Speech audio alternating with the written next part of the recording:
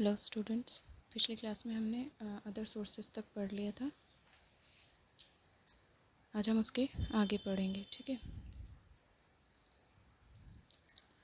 The above mentioned literary sources majority serve as sources of history. With the invention of the printing press, newspapers and booklets were published in large numbers that served as the voice of the common man.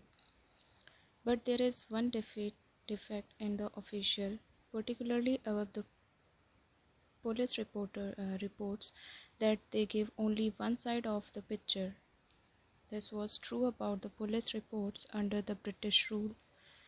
They would not discuss the atrocities committed by the authorities and would show the just cause of the people as treacherous and rebellious acts.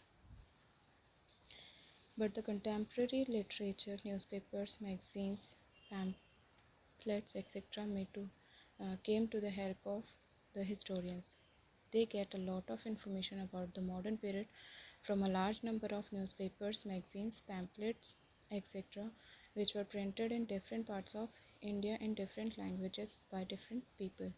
Some of these papers are still in publication and they have systematically kept a record. Papers are still records of their old edition in their libraries. By going through these papers, we find ourselves as if we are also in that atmosphere which prevailed was a period 100 years or so. Everything begins to take place as it were before our eyes.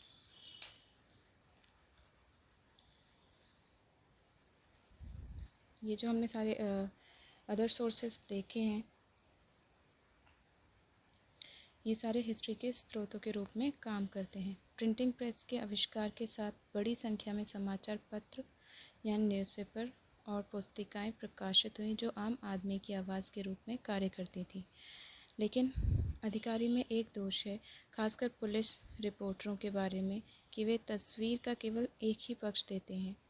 यह British शासन के तहत police रिपोर्टरों के बारे में सच था।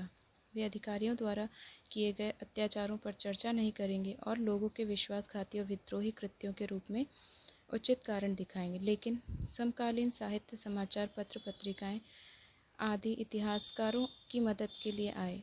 उन्हें बड़ी संख्या में समाचार पत्रों, पत्रिकाओं, पैम्पलेट्स आदि से आधुनिक काल के बारे में बहुत सारी जानकारी मिलती है, जो भारत के विभिन्न हिस्सों में अलग अलग लोगों द्वारा अलग अलग भाषाओं में छापी जाती थी। इनमें से कुछ पत्र अभी भी प्रकाशन में हैं और उन्होंने व्यवस्थित रूप से अपने पुस्तकालयों में अपने पुराने संस्करणों पर रिकॉर्ड रखा है। इन पत्रों के माध्यम से हम खुद को पाते हैं जैसे कि हम उस वातावरण में भी हैं जो 100 साल या उसके बाद का था। सब कुछ वैसा ही होने लगता है जैसा हमारी आंखों के सामने था, ठीक है।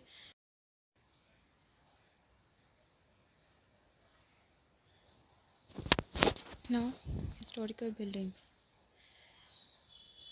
We can still see many buildings scattered through the length and breadth of country, especially in the big cities, which have many stories and episodes linked with them.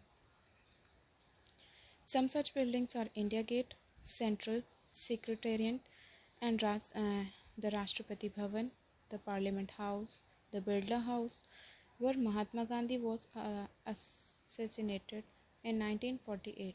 All these buildings are our national wealth and must be preserved because they not only tell us much about the near past,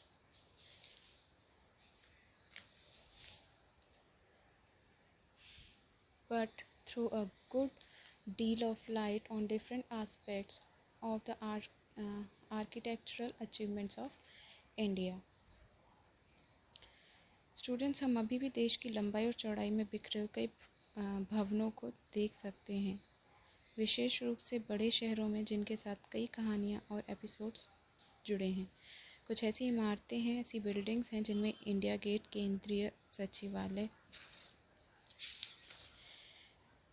यानी कि central secretariat, Rashtrapati Bhavan, संसद भवन, Birla house, जहां महात्मा गांधी की 1948 में हत्या कर दी गई थी।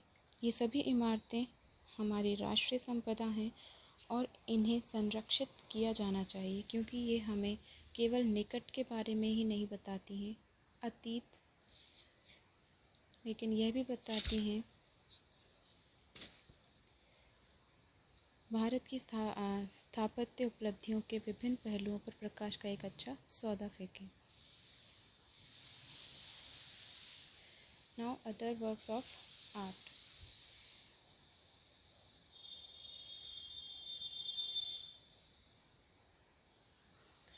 Various statues, rare specimens of paintings are not only important as works of art, but they also tell us something about the physical features and achievements of the national leaders and great historical personalities.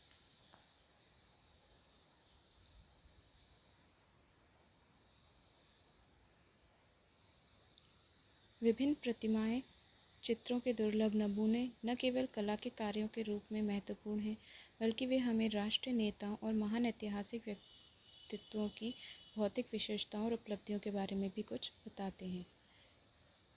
At last, miscellaneous sources. In addition to the above sources, there are certain other sources which provide us very useful information. The chief among them are films, which throw a good deal of light on the contemporary people and their ways of life. The impression which they leave on us remains quite permanent because we see the different events happening before our eyes. Letters written by great historical personalities like Mahatma Gandhi, Jawaharlal Nehru, Netaji Subhash Chandra Bose also give us a chance to understand their personalities, way of thinking, and their relationship with other people. उपरोक्त स्रोतों के अतिरिक्त मतलब जो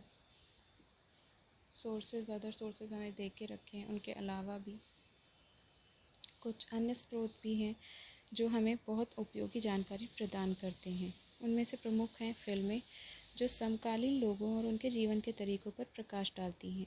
जो छाप वे हम पर छोड़ते हैं वे काफ़ी स्थायी होती है, क्योंकि हम विभिन्न घटनाओं को अपनी आंखों के सामने देखते हैं। महात्मा गांधी, जवाहरलाल नेहरू, नेताजी सुभाष चंद्र बोस जैसी महान ऐतिहासिक हस्तियों द्वारा लिखे गए पत्र हमें उनकी व्यक्तित्व, सोचने के तरीके और अन्य लोगों के साथ उनके संबंधों को समझने का मौका देते हैं।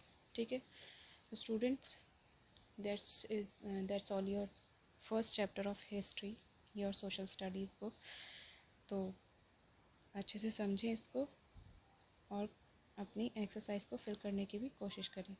और स्टूडेंट्स, मैं एक बार और बता देती हूँ कि आप अपने स्कूल का जो चैनल है उसको सब्सक्राइब ज़रूर करें, ताकि जो लेटेस्ट वीडियो हैं वो आपको टाइम पर मिलते रहें। Okay, thank you.